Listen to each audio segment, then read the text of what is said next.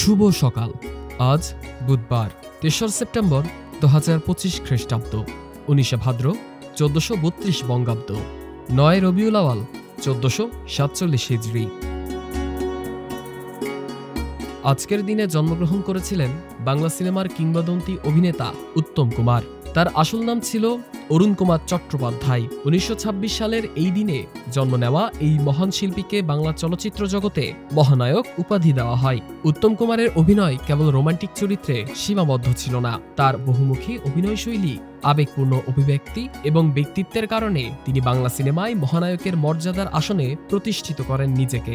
সপ্তপদী, নায়ক, হারানো সুর, অ্যান্টনি ফিরিঙ্গি এবং চিড়িয়াখানা এর মতো অসংখ্য ক্লাসিক সিনেমায় তার অভিনয় আজও দর্শককে মুগ্ধ করে।